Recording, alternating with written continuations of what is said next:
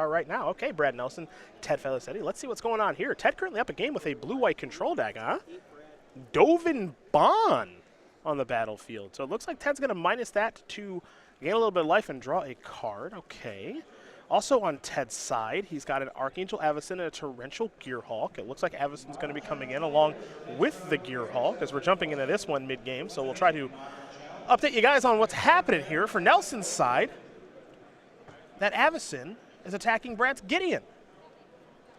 Brad's also got a couple of, looks like, emblems out there. Gideon emblems of the creatures are pretty large. Some Night Allies, a Tyler's Tracker that has a counter on it, a Clue token, and heck, even a Servant that adds some manas.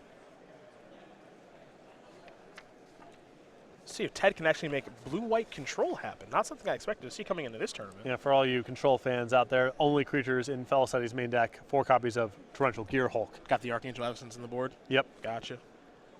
I think that Gearhulk's pretty good. It's very context-driven. It matters a lot about what are the quality instants that you can flash back and how many of them are you happy to play anyway, and how versatile is your suite and so on and so forth. But power level-wise, I think you're going to see this in a lot of cubes, that's for sure. I think it's the most high-impact cube one. It's just a function of, the question is just, are there enough diversity among the instants you can be playing in Standard? Well, Ted's got a lot of cards in his hand right now, too, so it looks like maybe he's gotten to the stabilization point as we jump into game number 2. Immolating Glare is going, oh, I see what's going on here. So he's going to kill, it looks like his own Gearhulk to transform. Okay, his Archangel Avacyn. Okay. A lot of ins, a lot of outs. A lot of, what have yous. Yeah, those. Although, I don't think that flips very good with the Gideon emblems. Okay. Not doing a lot to the board there. I think Ted may have made an error there. Yeah, find out in a moment. Yeah. I could certainly see the plan. I think the plan may have fell through. Brad having 2 Gideon emblems. This is Quarantine Field. That's going to get negated. I think this still may allow Brad to attack for something close to lethal. Yeah, he's going to attack with everything. He can't do anything else. He's dead on the way back. Yeah, so might as well get in the red zone. This is Sky Whaler's Shot. And then he gets to block 1 creature and he still dies. So, okay. It looks like, we'll confirm really quick that Brad did win this game. Just want to make sure. Okay, so Brad wins. They're beheading the game number 3. Nelson, Felicetti, all tied up.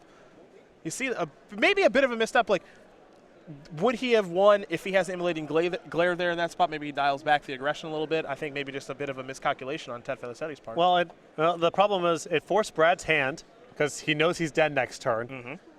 And Felicetti can't beat the board. Yep. So all Brad's going to do is attack with all the stuff. And if you can't beat that, then I question the line of play. Well, that's reasonable. We'll start with Ted's sideboard. He's got a Fumigate, 2 Fragmentize. We're going to see a lot of Fragmentizes in sideboards. 2 Authority of the Councils. That's kind of the new take on Blind Obedience. You've got 2 Negates, 2 Summary Dismissals, 4 Gideon Ally of Zendikar, and 2 Archangel Avacyn, which we know are in the deck. Yeah, and we saw the 2 copies of Negate, or likely the 2 copies of Negate, along with the 2 copies of Archangel Avacyn. And I would probably want to leave it at exactly that. It's not like Gideon is an easy card for Felicetti to leverage in this matchup. Brad's probably the deck that plays the game on the battlefield a little bit better, and the rest of the stuff is for other matchups. I suppose the Fumigate here is fine, given that Brad is playing more to the battlefield, but Brad's also got a fair amount of sustainability and Planeswalkers. It probably comes in regardless, but not as good here as it would be against a lot of other green-white or creature-based strategies. For Brad Nelson, 3 Natural State, 3 Declaration Stone, 2 Fumigate, 2 Quarantine Field, 2 Involve the Preserver, 2 Nissa Vital Force, and 1 Tireless Tracker. We saw Brad in round number 1 today. We know that he likes to be able to turn his decks into kind of flexible sideboarding decks. He's doing that yet again. Well, the creature removal plan here I think is no good. Felicetti's creatures all play at flash and also generate value when they enter the battlefield. So that's kind of a hard dynamic to leverage there. But the Tireless Tracker, the 2 copies of Nissa and the 2 copies of Quarantine Field, pretty solid for this matchup. Gives him a better, longer game and allows Nelson to answer some of the problematic permanents and Planeswalkers that Felicetti's casting. Well, that gives you an idea what both players are working with. We're going to get ready here for game number 3. Let's talk about the SCG newsletter while we wait. However, it is your source for Magic the Gathering news. A lot of stuff going on in there talking about the SCG Tour. Yeah, a lot of going on over at Star City Games with the latest about the SCG Tour and a selected SCG Tour match of the week. Exclusive deck list and advice from many of your favorite columnists. an update about all the recent events, an exclusive Cardboard Crack comic, and best of all, signing up is free over at go.starseedgames.com/newsletter.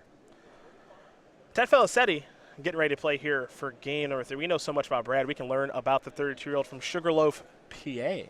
Yes. Not Sugarloaf, NY. With 3 open top 8s, 1 win in Richmond just a couple of weeks ago. He beat the crap out of me in the quarterfinals of that tournament with Bant Company. Is the booking agent for the Ataris, Screeching Weasel, the Queens, and Richie Ramone. I haven't seen this one yet. I have not. He lives at a funeral home. I don't know if that's depressing or what I should think about that, other than it probably being true. Yeah, I think most things you just get used to over time. Okay. So that's my answer to that. Beautiful. Well done as usual. And then performed for 8 consecutive years on the Vans Warped Tour. I've been to that concert like 7 times. Okay. So I'm very pro Ted Felicetti right now. This is interesting. I like when we get the player profiles that want me to ask more questions. Yes, me too. Because all of these are asking for more questions. Does he sing?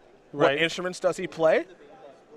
I have no idea. Apparently he was in the band Split 50, which Okay. I will be Googling post-round now. Okay. Learn more about, because it could be within my musical taste, given that I do like the Ataris quite a bit. I've also seen the Ataris at the Warped Tour Wow. to see them play Boys with Summer. So there you go. Why is that funny? That's a great tune. Well, it's not theirs. Well, I know that. They covered it, but they have the best cover of that song, Not Close. I don't know how many covers of that song exist. Probably quite a few, and some would argue, and I know Twitter might beat me up about this, it might be better than the original. The cover is that good. The cover, you've definitely heard the cover by the Ataris. Yeah, I have. You've definitely heard it. Better than, oh man. It's very good, man. Like, the Ataris aren't known for much outside of the cover of Boys of Summer and In This Diary and maybe a handful of other songs, but the cover of Boys of Summer, they nailed it. That's a very short list of covers that I believe are better than the original. I don't think that makes the cut for me. What songs do you have where cover is better than the original? I have very few, by the way. A cover of This Is Robinson by the Lemonheads I put on that list. Okay. I would put cover of Sheryl Crow's If It Makes You Happy by the Screaming Females on that list. Okay. Okay. I would hear an argument, I know this is heresy, I would hear an argument for Peter Yorn's cover of Dancing in the Dark by Bruce Springsteen making that list. Not the Ataris, however. Well, all right. Would not make my cut. All right. For me, I like the Atari song a lot. I like the King of Wishful Thinking by Newfound Glory. I like that cover, along with Kiss Me by Sixpence None the Richer. They also covered that song. We gotta go back to the match. You can't handle it? You can't handle it? They do a great job on that one, too. Oh, yeah. All right, yeah. Believe me, they do. This is a turn 3 Gideon. Yeah, Felicetti's getting beat up here. Back to the match real quick. Don't you laugh at me. Don't you laugh at me in my musical taste. Okay? Oh, man. That's good. We've been living together basically for 4 years. I should have known. You should know this by now. Yeah. None of this should be a surprise. None of it. For a little while, when I was young and stupid, I thought that the Alien Ant Farm cover of Smooth Criminal was better than Michael Jackson. And my dad actually yelled at me, and he was like, if you ever say that again, that's it. Right. Your dad's not wrong. He was correct. He was correct. definitely correct. It's a good cover, but I was young and dumb then. I didn't fully appreciate everything that MJ had to offer. I'm sure Twitter is going to beat me up in a big way soon. They might attack you, too. I mean, at Basic Mountain. Peter Yorn's cover of Dancing in the Dark, I mean, it's phenomenal, but putting something over the boss, that's a big call, and I might be wrong there. But it is definitely not the Ataris. Most people believe that the Atari's version is better. I'm just going to put that out there. I believe it's more popular. I believe it's... Do you want to circle back? Yeah, we'll talk about this in a bit. Here comes Brad with Gideon, the Servant, and a Knight Ally token. Pretty healthy attack here. Ted, just my recommendation, I would do something. These are tough lumps to take. If you don't, you will die. I would do something.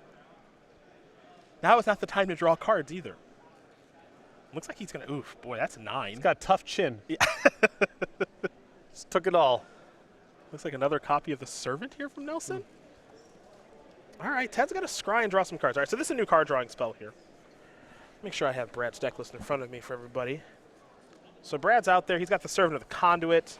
All that good stuff going on. Glimmer of Genius here from Ted, which means he'll scry 2, then peel 2, then get 2 energies. This is an improvement over Inspiration. I agree. 5 mana is the time to Fumigate. It is. Ted's going to gain some life. But, you know, this is kind of the problem with Fumigate.